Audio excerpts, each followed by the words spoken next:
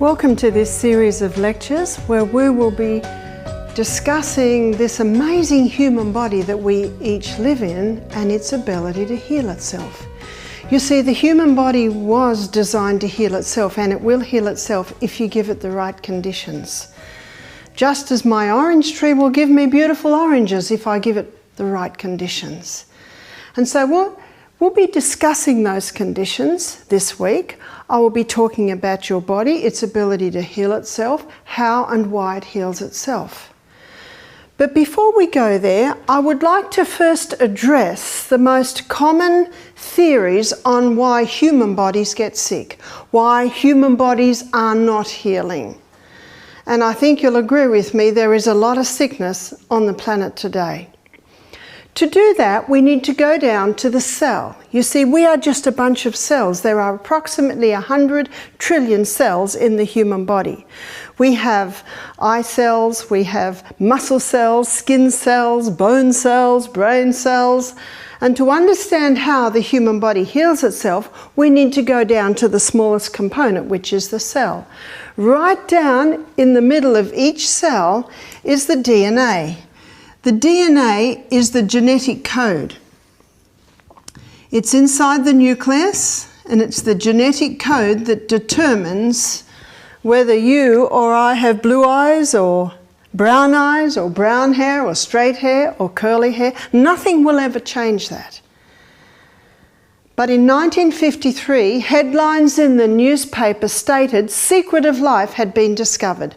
Watson and Crick's, two scientists, have been able to unravel the DNA.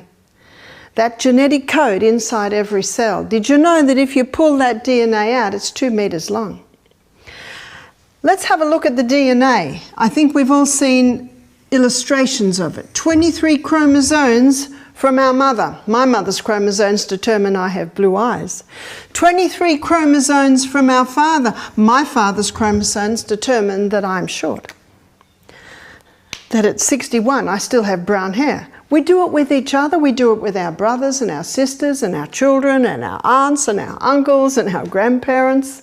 It's always a fascinating subject to see which line comes through in each person.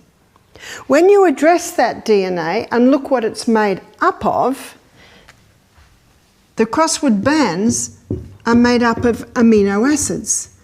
And amino acids, very simply, is a breakdown from the protein that we eat.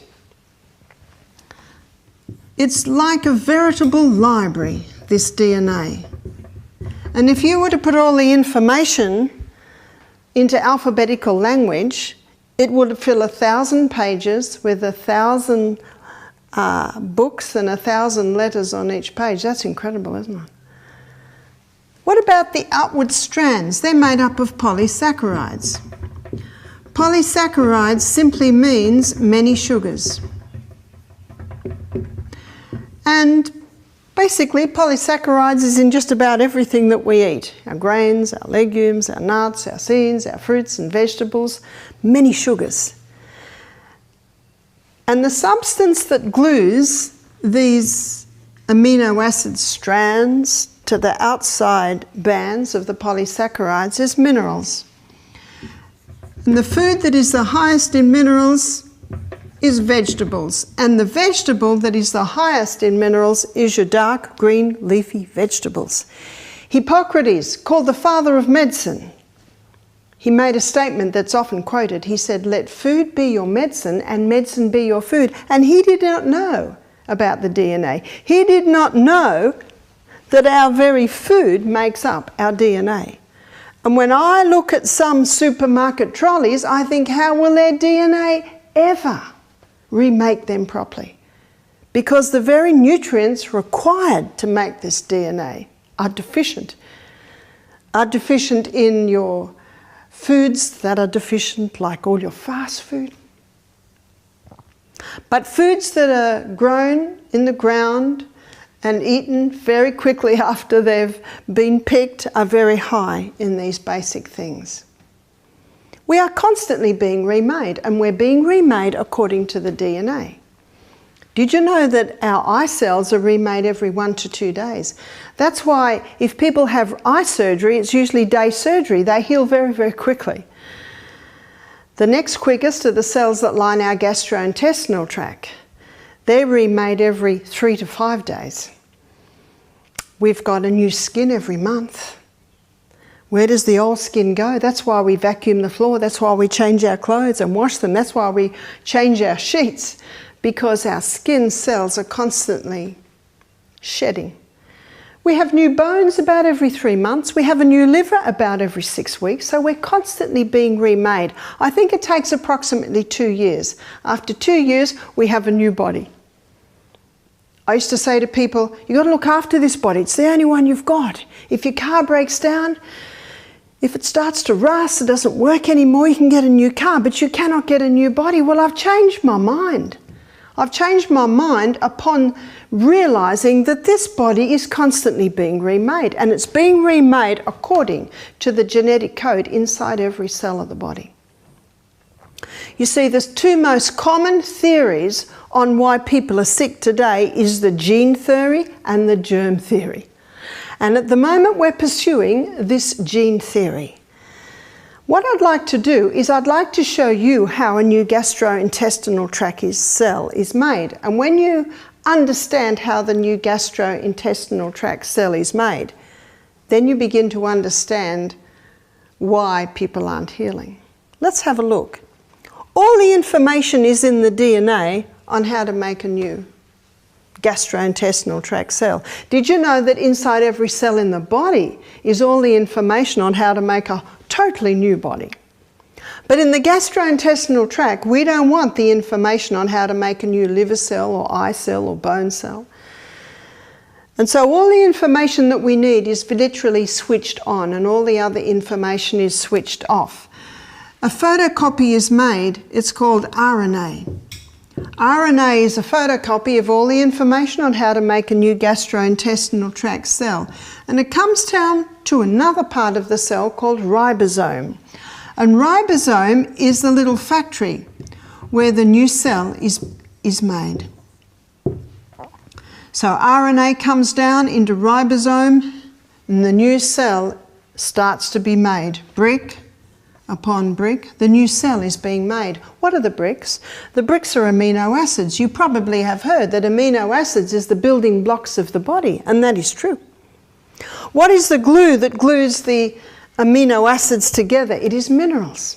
Minerals literally glues us together. Minerals are important. Brick upon brick, and out pops a new gastrointestinal tract cell. Every 3 to 5 days. Our gastrointestinal tract lining looks like this. It's called villi. And down here in the valley, the new cell is made. And it takes 3 to 5 days for it to travel up, and then it dies off and gets taken away. The gastrointestinal tract is a very interesting part of our body because it's actually not part of our body. What do I mean by that? It's an external structure. Well, my skin is an external structure, and my watch is on my skin. My watch is not part of my skin. But if this watch were to happen to dissolve and then get absorbed through my skin, then my watch becomes part of my body. So in the gastrointestinal tract, it's an external structure. An interesting part about the gastrointestinal tract is that it is 8 meters long. There's one opening here, it's a hollow tube, and there's the other opening at the other end where the waste comes out. And the lining, specifically in the small intestine, it looks like this. So anything that goes into our gastrointestinal tract is not part of you or me until it gets broken down to tiny structures, which we'll be looking at this week. Then it gets absorbed through this lining into the blood, because these villi are covered in little capillaries. That's our blood system. So that's what I mean when I say it's an external structure. Anything that goes into your gastrointestinal tract, not part of you or me, till it gets broken down to tiny structures, then gets absorbed into the blood, then it becomes part of you and me. It's a very important part of the gut, is the lining. Hippocrates not only said, let food be your medicine, he said, all disease begins in the gut. Because if this gut's not working well, we're not getting the nutrients out of it and into the blood. I just showed you how a new gastrointestinal tract cell is made. Now I want to show you how an irritable bowel syndrome cell is made.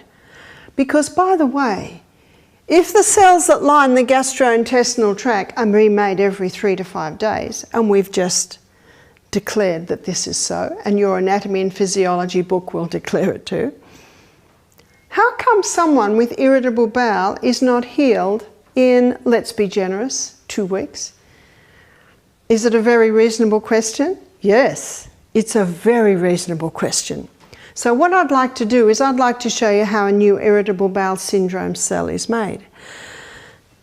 RNA makes a photocopy of all the information, comes down to ribosome, the little workshop inside the cell where the new cell is made, and the new irritable bowel syndrome cell begins to be made, brick upon brick. Oh dear, there is a piece of information missing. Brick upon brick. There's another piece of information missing. Brick upon brick. The person's short in a very important amino acid, maybe it's tyrosine.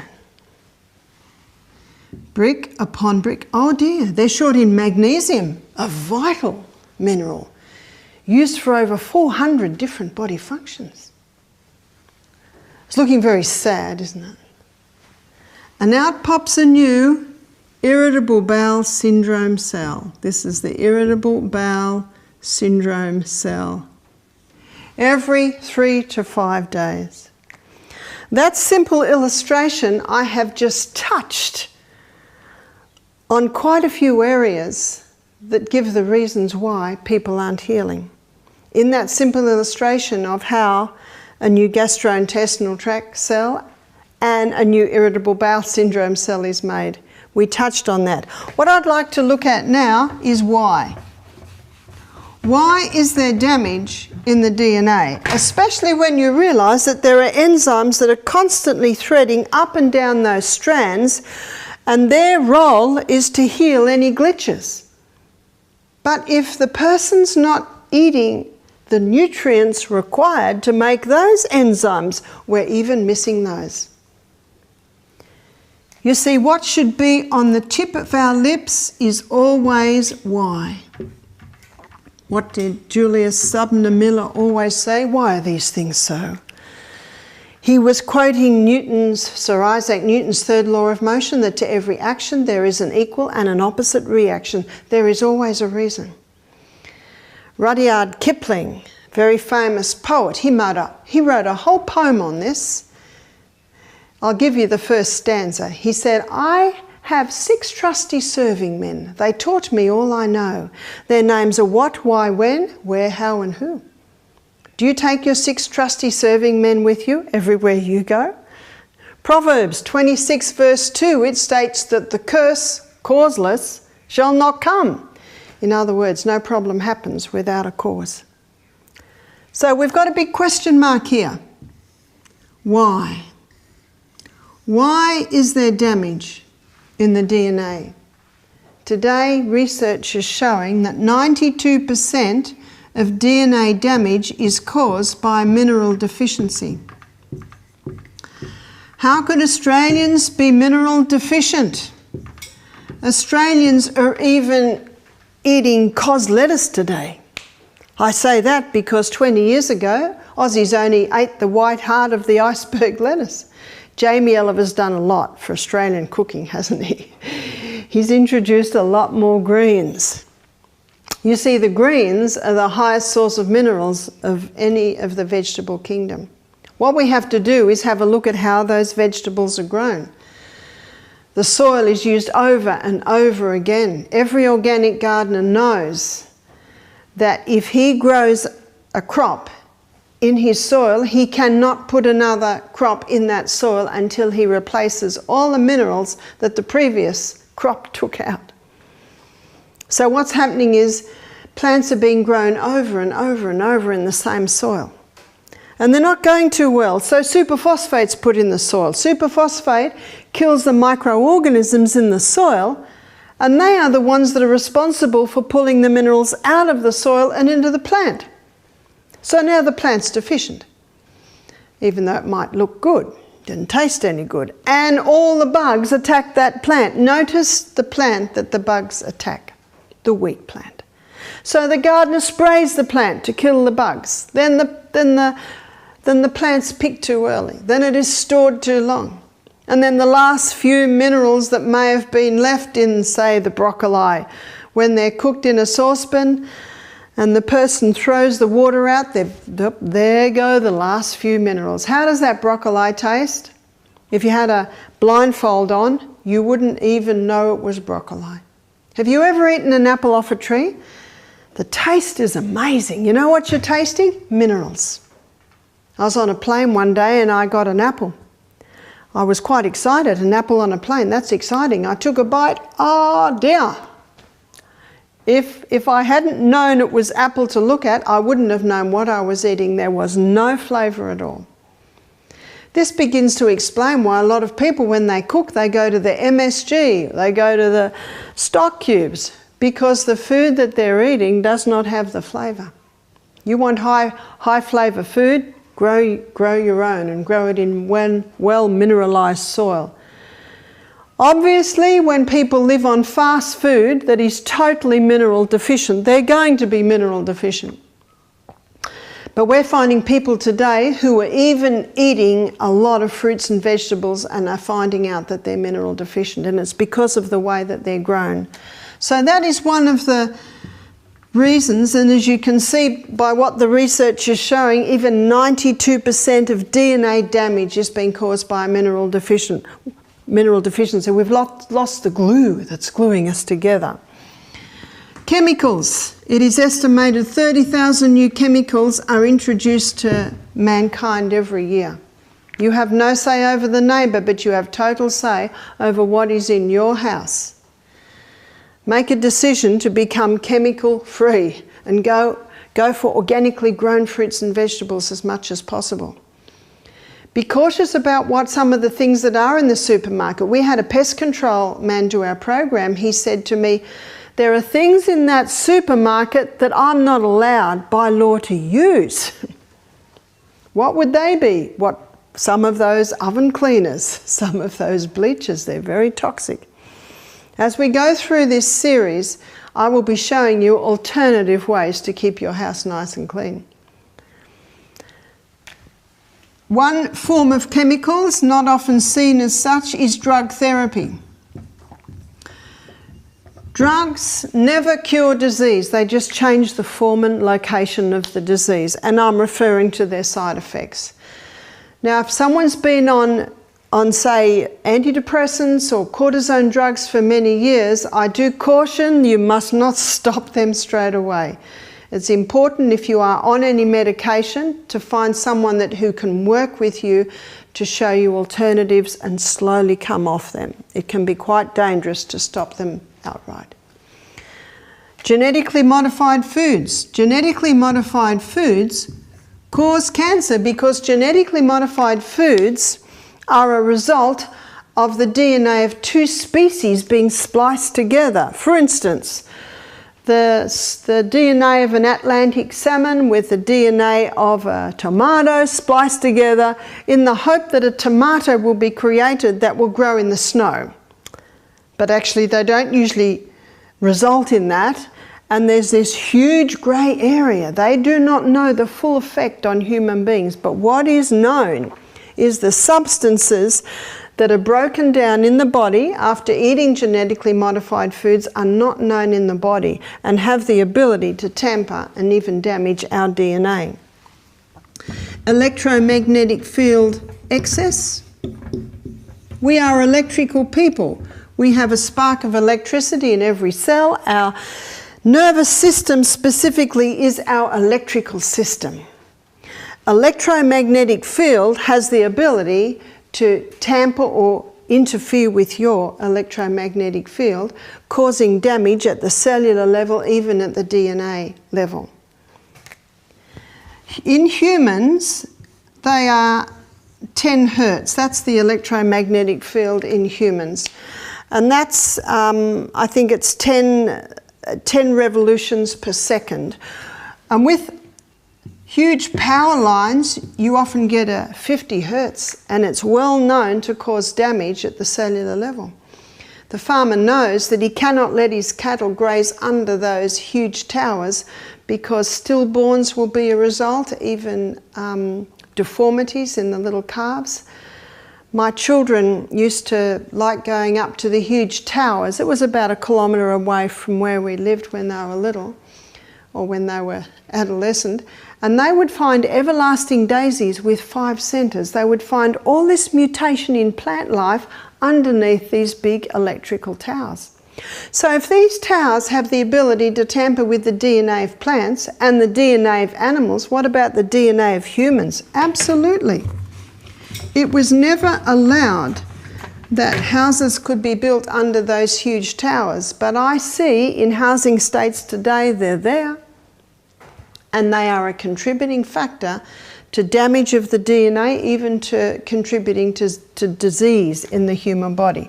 Be very careful of the room that you're sleeping in. We spend 1/3 of our life in that room. Be careful of any electrical equipment in your room. Don't charge your mobile phone in your bedroom, or your iPhone, iPad, iPod, computer, television. If you've got no choice, try and do it way over in the far corner. So always address where you're sleeping. Even where the head of your bed is, the wall, make sure there's not the meter box the other side of the wall. Also, stimulants. Stimulants have the ability to tamper with your DNA, and as I go through this, you will see what I mean by this. One is sugar. We have 400 diabetics being diagnosed every day in Australia at the moment. That's an epidemic. Sugar was not known on the planet until, diabetes was not known on the planet till sugar was well established. Hippocrates has no mention of diabetes in his literature. What does sugar do? How does it cause diabetes? It causes a massive blood sugar level rise, and then the pancreas has to respond with a massive amount of insulin to get that blood sugar level down again. And then the person usually goes too low, and so they go and get another little bit of sugar. And so what they're often doing, you'll find that their blood sugars are like this all day long. Crisis, crisis, crisis, crisis, crisis, crisis. And eventually, the pancreas just says, I've had enough, and it doesn't produce insulin anymore. Diabetes mellitus simply means sweet urine. So when the pancreas isn't releasing insulin, then the insulin can't be stored in the cell, it stays in the blood and it spills out into the urine. In Australia today, we're looking at about 4th generation sugar abuse. Granted, many people don't realise they're abusing sugar, but it is a highly addictive drug, and I will be showing you that as we go through this series. Caffeine. Caffeine interferes with the neurotransmitters in the brain, and when the neurotransmitters in the brain are being interfered with daily, every day, coffee, Coke, chocolate, then that couple can give birth to a baby who has a tendency or a susceptibility to mental illness because of the disruption in neurotransmitters that constantly happening begins to affect the DNA. Also, tobacco, it's well researched, not only the effect of the unborn baby when the woman smokes, but also the defective DNA that a woman gives through. Not only a woman, but of course the father also can give a defective DNA through to the child. I saw a series of lectures in Melbourne a few years ago by Professor Walter Veith, and he had photographs of lungs of children born to smoking parents. They had less alveoli, they had big holes in the honeycomb shape around the alveoli, all because of the smoking habits of the parents. Alcohol. Fetal alcohol syndrome is a condition that children can be born with to parents that drink 2 drinks a week. That's not very much, is it? There's a lot of information coming out more and more today on how damaging the alcohol is, not only to the cells of the human body, but how it affects the DNA. Anger. I have a book called Lessons from Water by a Japanese scientist, and he did a lot of research on water. Now, when you put water under a microscope, it has the same shapes that snow has, and he found that when he shouted at the water, had heavy rock music, anger, violence, and then he'd look at the water under the microscope and the perfect forms would all be marred. And then he would do another experiment where he had classical music and love, joy, peace, even those words. What he found amazing was if he put the word hate on the jar that the water was, it marred them. If you put the word love on the jar where the water was, it didn't mar them at all. Interesting. And we are much water. We are 75% water from the neck down, 85% water from the neck up. And so when a person is constantly subjected to anger and violence, it can damage the cells to the point of even damaging the DNA. Now, if you're feeling very discouraged right now at this list because you may tick every box, I've got some very good news. When you stop the things that are causing the problems, very quickly the body starts to respond and starts to heal itself. Fungus. If you look in nature, you will see that fungus can splice into the DNA of many plants. I look out the window and I see a Casuarina pine tree and I see lichen growing on the bark. How did it grow? How does it grow on the bark? It splices into the DNA of the plant and reproduces itself through the plant. David Attenborough has a show on ants, and these ants are under the ground, and this type of ant grows a mold or a fungus, and the waste coming off, it rolls into little balls and stores as its food. But they found that these ants did shift work. So each ant only tended the fungus for half an hour at a time. Because if the ant tends the fungus for more than half an hour, the fungus can actually splice into the DNA of the ant. Whew. What I'd like to look at now is fungus, and by looking at fungus, we also address the germ theory. Fungus is a microorganism. Microorganisms, by their very word, are microscopic and they're living organisms. Microorganisms are everywhere. They're in the air, they're on our skin, on our clothes, on everything we look at, there are microorganisms. They're everywhere.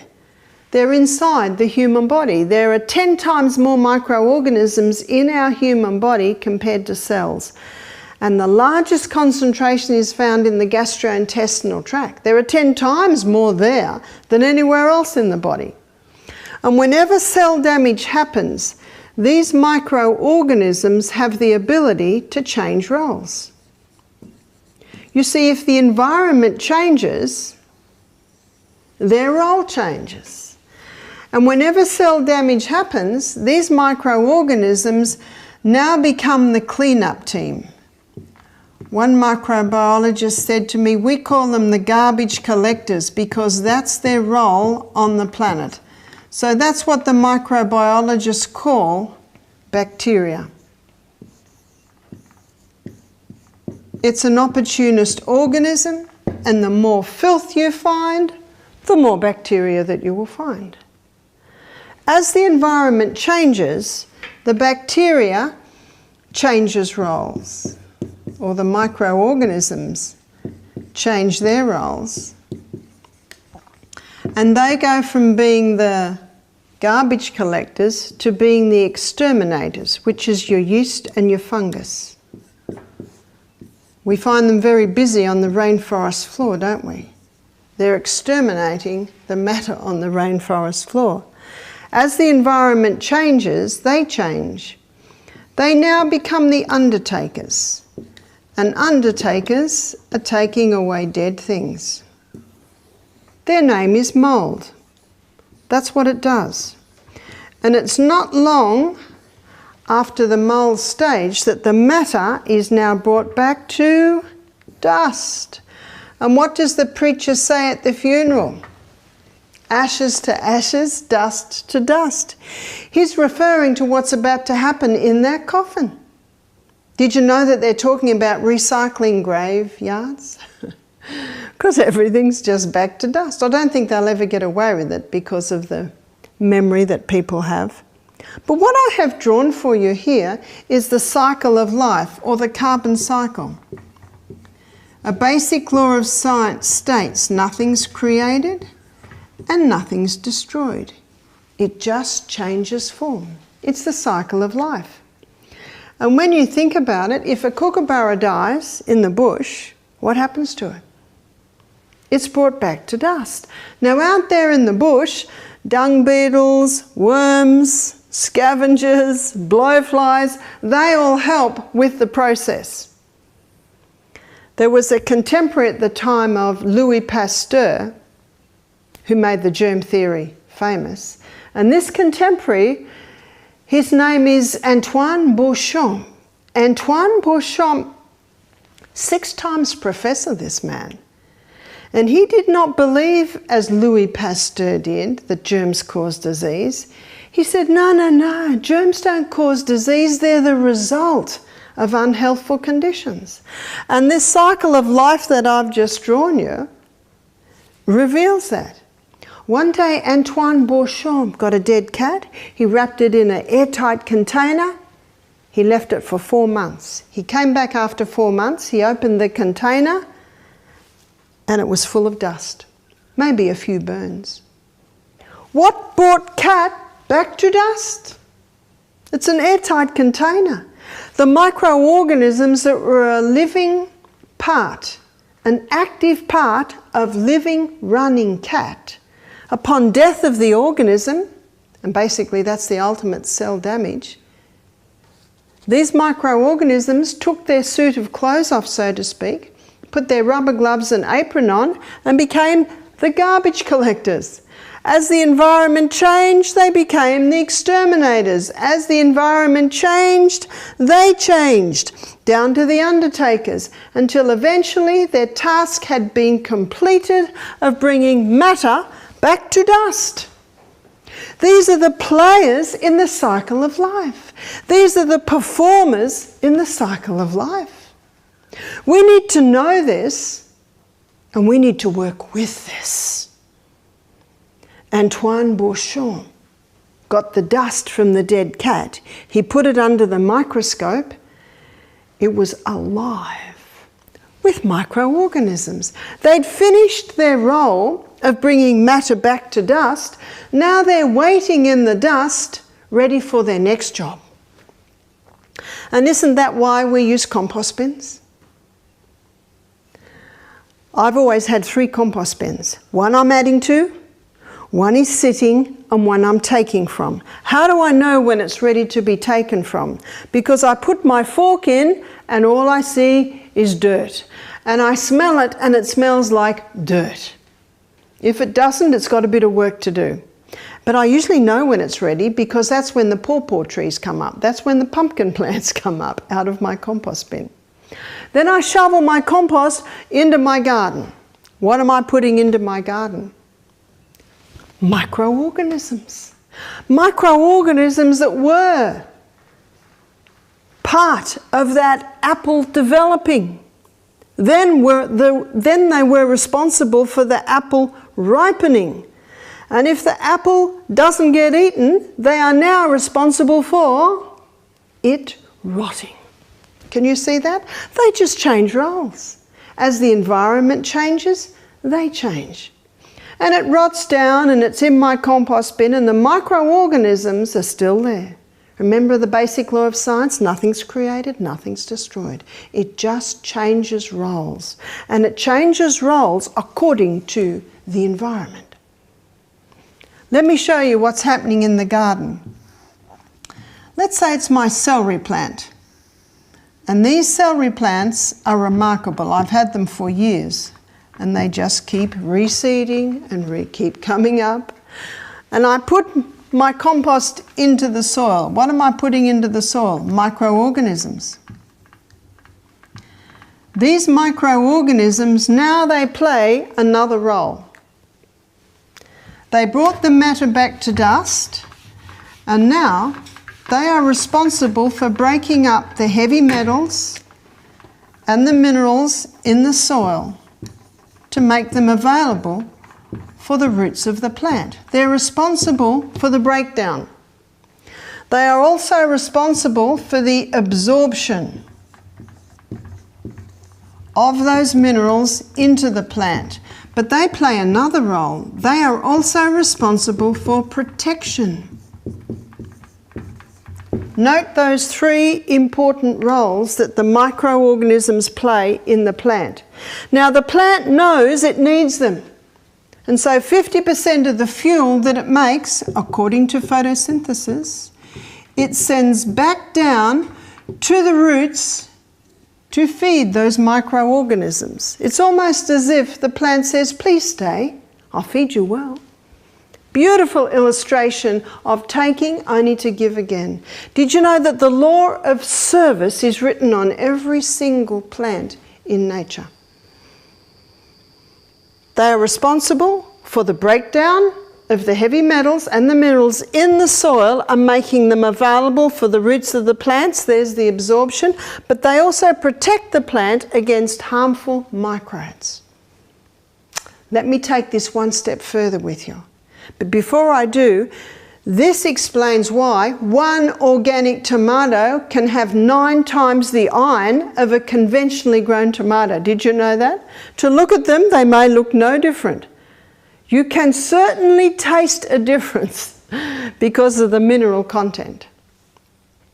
Now let's go to the gut of the human being.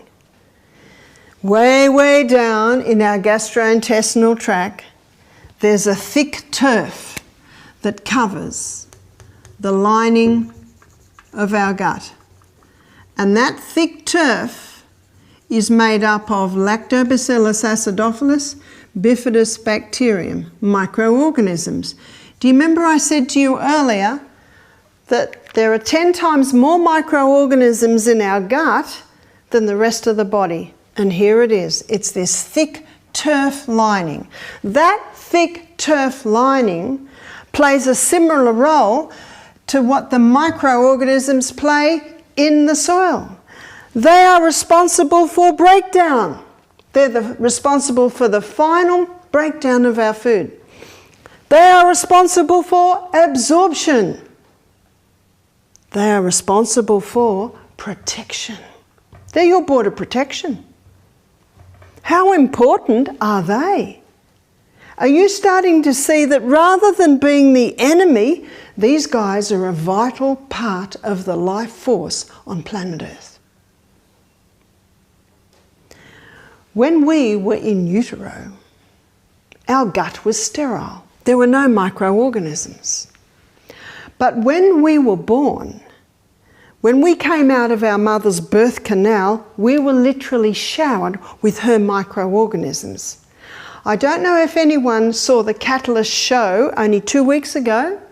It was called Gut Protection. I think it was something like that. And it was all about microorganisms. And there's one doctor there, and he said, I always thought God made a mistake when he put the anus and the vagina so close together. He thought, I thought, what's God doing? We don't want the things coming out of the anus to go anywhere near this newborn baby. But he said, now I realise it's a perfect design. Because he said when that birth canal stretches and the anus is also stretched, the microorganisms are literally showering that newborn baby. And that newborn baby's mouth takes in those microorganisms, and that turf lining is beginning to be established. He said they have found when babies are born via caesarean section, they don't have the proper gut flora. What lines their gut is skin flora. And that does not play the same role in the gut as the proper flora. Isn't that interesting? So every mother that gives birth to a baby via caesarean section should be told that every morning, before she breastfeeds her baby, she paints a little bit of probiotic. Probiotic on her nipple. Probiotic is for life. You can buy powders that have Lactobacillus acidophilus bifidus bacterium in them, just a little.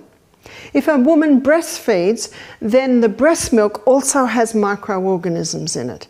But if the mother's microbial balance in her gut is altered, is deficient, she will give an altered microbial balance to her baby, whether it be by birth or whether it be by breast milk.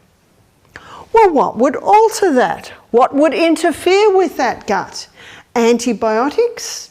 And you probably have seen in the newspapers in this last year, I've had a few chemists do our program and they said, yeah, the message to doctors is this: reduce your prescribing of the antibiotics. Antibiotics should be kept as a life-saving course. You know, the human gut can cope with about 2 courses in a lifetime. Sadly, there are some people who are having 3 or 4 a year, and this is little by little killing off. Can you see that? Antibiotics kill bacteria, the good and the bad. What also causes a compromise of this gut flora is the contraceptive pill. Many drugs do. Cortisones and statin drugs are probably among the worst. And if the person on top of that is having a lot of refined sugar and alcohol, that feeds the yeast part. And that is very important for the final breakdown of our food. It's important for the absorption of our nutrients out of our gut and into our blood. It's important for protection, because all sorts of things can come in on food. We need protection against that, border protection. What I'm telling you today, Hippocrates did not know, and yet he said, let food be your medicine and medicine be your food, because he just observed when a person's gut was working well, their health was better. So we have got many children being born today starting off with a compromised. In this show where it talked about microorganisms and the gut on Catalyst, they have an answer. And you might be shocked at this answer, but they're called poo transplants. They take the feces of a healthy gut person and they put it in a blender. It is true. Blend it with some water, put it in some big syringes, and the person with the poor gut, they put them under anaesthetic and they do they insert something into their colon. It's called colonoscopy, where they have a look. And they take the camera out and then they get the big syringe and they syringe in this poo transplant. And they can insert it up high or down low, but do you know there's no need for that? All the gut needs is for the person to take by mouth a probiotic. Probiotic means for life. And you can buy powders in the health food shop called probiotic. And the time to take it is 3/4 of an hour before breakfast, and then those microorganisms can go down to where we want them. And there's something else that you can do. There are two herbs that both are a little slimy, and it's good that they're slimy, because they both contain substances that coat, line and heal the gut of human beings. One is aloe vera and the other is slippery elm. Slippery elm is the powdered bark of the slippery elm tree, and it's a good name because when you put water with it, it looks fairly slippery. Both of these herbs can be used. In fact, I advised a week on this one, a week on that one, a week on this one, because the body gets used to things. In Psalm 104 verse 14, the Bible says, God gave herbs for the service of man. I love that verse because it's as if herbs come in and say, where would you like me? Where can I go? And when the aloe vera goes into the gut, it coats, soothes the lining of the gut, but it also contains a growth stimulant, and it stimulates rapid healing in these cells that can rapidly respond because they're remade every 3 to 5 days. Slippery elm also contains a growth stimulant. So both of those herbs contain growth stimulants that have the ability to come in and begin healing this gut. Because this gap in the microflora in the gut, it causes these cells to lack nourishment, because this flora here nourishes the cells that line this gut. So you can almost put a little happy face on these cells, but these cells here you can put a very unhappy face because they're not receiving any nourishment. Can you start to see why someone with gut problems is having trouble healing? Because they're not given the right conditions. When the right conditions are given to the human gut, it can heal. And often, when bacteria gets out of control in the body, the person goes to the doctor and the doctor advises antibiotics. Let's have a look at antibiotics. What does the word mean? Against life. That's what antibiotic means. And if we are living organisms, we have to get away from this kill mentality. Anything that has the ability to kill a small organism has the potential to kill a large. And what are we? We're the large. About 1% of doctors today are claiming that antibiotics have caused more problems than they ever cured. What is an antibiotic? Alexander Fleming, it's 1929, and he's growing bacteria in his laboratory in little flasks. He came in one morning and all the bacteria were dead, and he knew Newton's third law of motion: to every action there is an equal and an opposite reaction. So he started to look around. Do you know, I believe we should all be private investigators, finding out why these things are so. He looked around, couldn't see anything. He looked up. He thought maybe something has come down. He put his head out the window and he saw an open window. He went upstairs. He went into the room where the window was open, and right on the window's ledge there was a plate of fruit. And in the plate of fruit there was a mouldy orange. Do you remember the story from school days?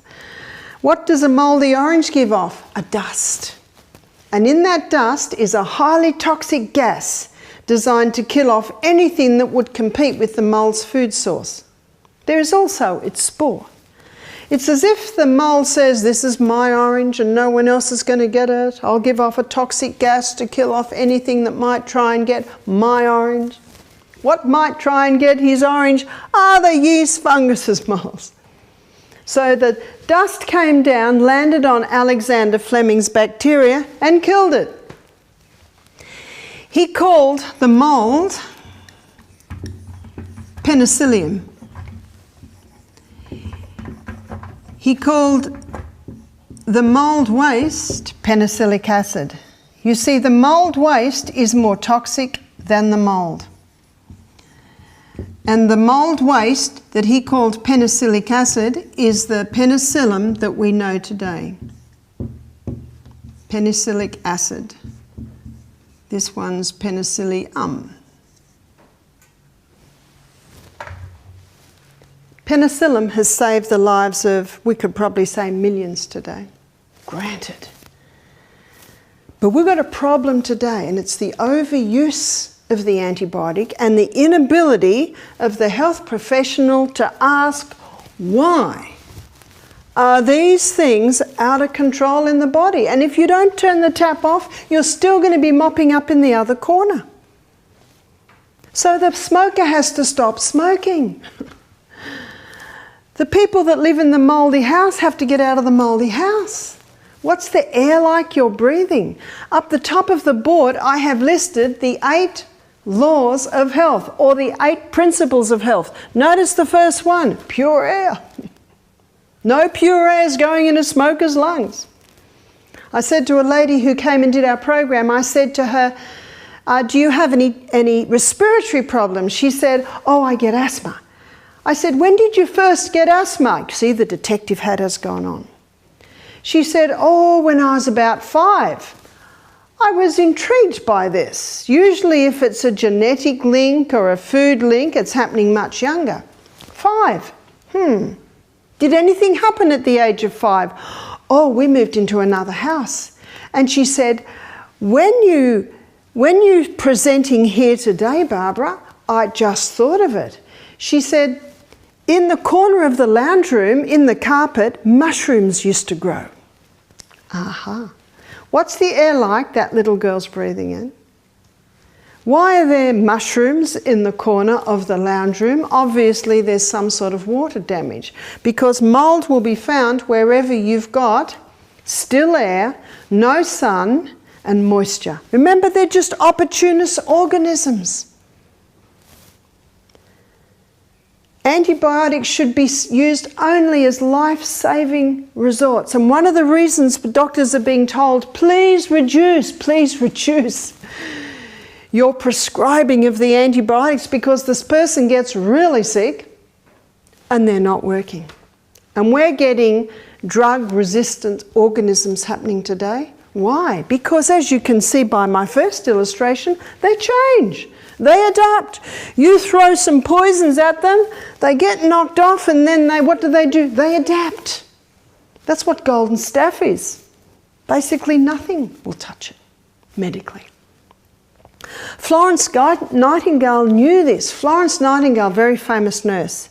And in 1855 she was asked to go to Scutari, which is the port at the bottom of the Black Sea, where the wounded from the Crimean War were being taken. Crimean War, the British and the French soldiers were fighting the Russians. So the wounded would be put in a boat, sail down the Black Sea to the bottom of the Black Sea to the port at Scutari. It was ex-army barracks, Turkish army barracks. A journalist went over to do a story, and when he got there he was shocked. Do you know the death rate in that hospital was 50%? The men had a better chance on the battlefield than in that hospital.